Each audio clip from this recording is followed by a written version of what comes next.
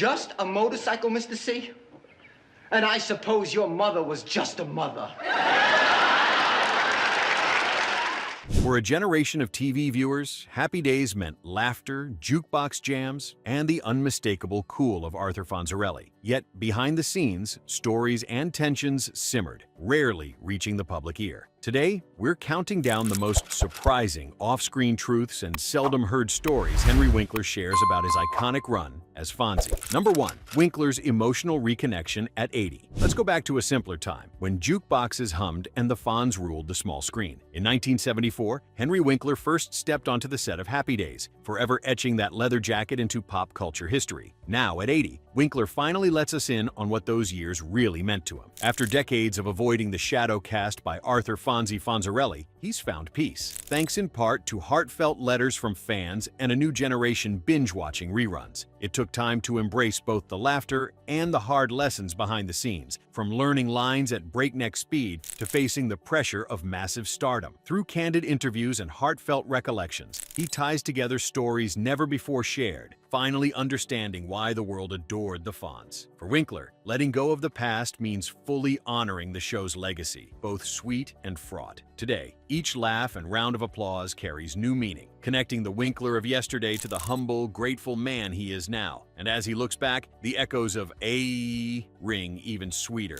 Number 2. The unplanned final goodbye. A sudden hush falls over the set. Fonzie, leather jacket and all, steps into his last scene on Happy Days, but there's no grand ovation or curtain call, just a quiet fade to black. When the series wrapped in 1984, much of America didn't realize they were witnessing the end of an era. Behind the laughter and jukebox moments, Henry Winkler was grappling with contract disputes and a drastic shift in television culture that pushed the beloved show off stage without the fanfare it deserved. In recent interviews, Winkler has admitted he longed for something bigger, a finale that honored Fonzie's growth, dreams, and heartbreaks. The network's urgency meant viewers were left with an ending that felt more like an afterthought than a heartfelt farewell. So many fans, just like Winkler himself, kept waiting for that one perfect scene that never came. The soundstage lights turned off, but the echo of that missed goodbye still lingers on, reminding us how even icons sometimes slip out the back door. Now, let's head into the next chapter and uncover more untold endings. Number 3. At 80, Henry Winkler finally breaks his silence about Happy Days. The glow of Happy Days was both a blessing and a curse for Henry Winkler. As the iconic Fonzie, he ruled television from 1974 to 1984, his leather jacket and easy charm etched into pop culture. But when the camera stopped rolling, reality set in. Hollywood loved the Fonz, but it seemed unwilling to let Winkler be anyone else. For years, he found doors slammed shut, casting agents unable to see past the thumbs up and catchphrase. Dramatic roles faded from reach, and even comedic parts dodged his grasp. Winkler's journey became a quiet struggle, one he only opened up about decades later. At 80, when he finally spoke about the toll of that typecasting, fans saw the cost of TV stardom, enduring fame, but also walls built high by a single beloved role. His honesty resonated, a reminder that behind every catchphrase there's a story unfinished. As we move forward, it's worth asking, what happens when an actor isn't allowed to grow?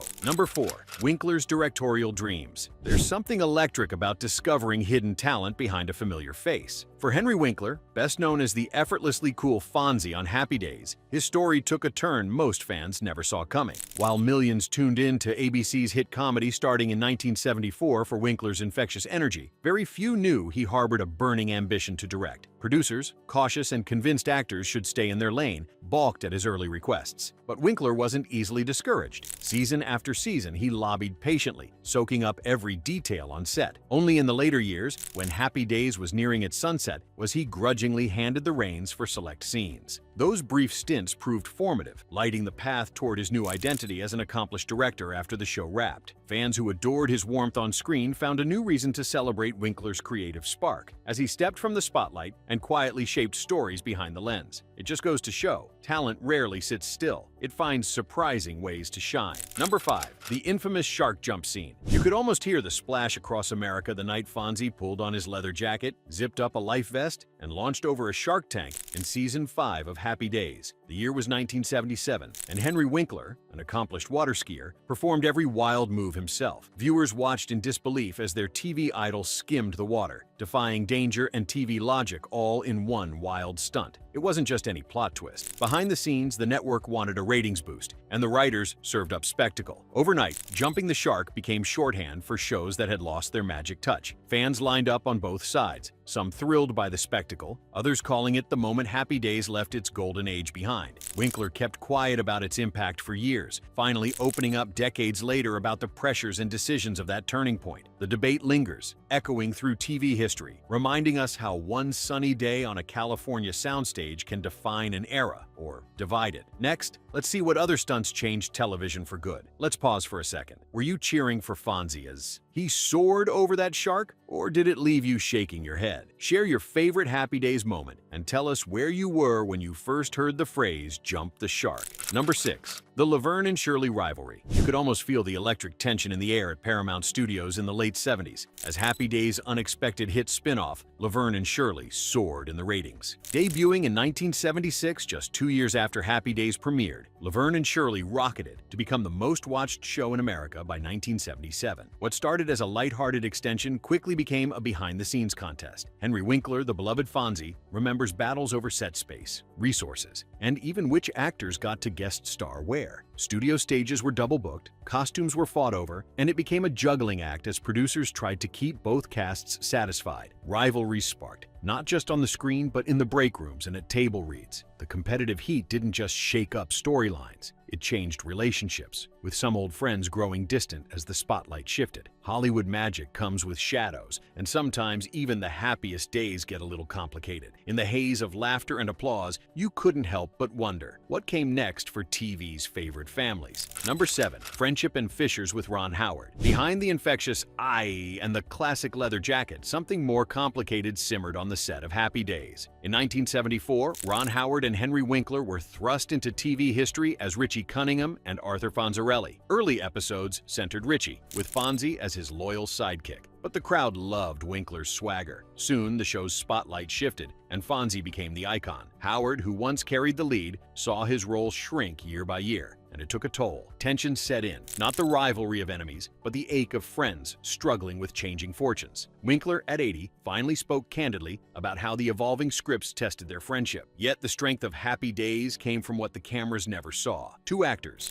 navigating ambition and ego, finding their way back to trust. Their real-life reconciliation preserved not just the show's warmth, but also the enduring bond fans came to cherish. Like a jukebox echoing through Arnold's, their story lingers, reminding us that lasting friendships survive even when the spotlight shifts. Number 8. Fonzie's signature jacket war. You can almost hear the snap of leather and the distant echo of a jukebox. Back in 1974, as Happy Days revved up on ABC, Henry Winkler's Fonzie was poised to become a cultural icon, if only he could dress the part. Most people don't realize that executives at ABC were reluctant to let the Fonz strut in his legendary leather jacket. They wanted a more polite, wholesome look, fearing parents might complain. But Winkler, already channeling Fonzie's tough guy charm, stood his ground. He knew the jacket wasn't just wardrobe, it was the soul of the character, a symbol of authenticity in a world of squeaky clean sitcoms. After persistent persuasion, the producers finally relented. That simple bomber jacket transformed both Fonzie and the show itself, launching a wave of realism that would change television's rules. From there, Fonzie's leather became inseparable from the swagger, the thumbs up, and every "a" echoing through living rooms. That bold stand in the wardrobe department is still felt today, proof that sometimes TV magic starts with a little rebellion and the right jacket. Stay tuned for what else was brewing behind the scenes. Number 9. Real-life dyslexia hidden on set. Bright lights, laughter, and leather jackets. Happy Days in 1974 looked effortless on the surface, but behind the iconic cool of the Fonz, Henry Winkler was quietly fighting a hidden battle. Severe dyslexia made reading scripts painful and memorizing lines a private struggle. Every week, Winkler invented clever techniques to remember his dialogue, never letting the cast or crew catch on. The struggle was real, yet he delivered every "I" with flawless timing. His vulnerability was masked by the bravado of his character and the upbeat whirl of the sitcom set. It wasn't until many years later, decades after those original ABC broadcasts, that Winkler finally shared his secret. Now in his 80s, he's openly spoken about the challenges he faced, touching fans and breaking down the shame so many felt about learning differences. Winkler's honesty not only adds new depth to his performances, but also offers a quiet kind of hope. Sometimes the strongest heroes are hiding in plain sight, gearing us up for the next twist behind television's brightest smiles. Number 10.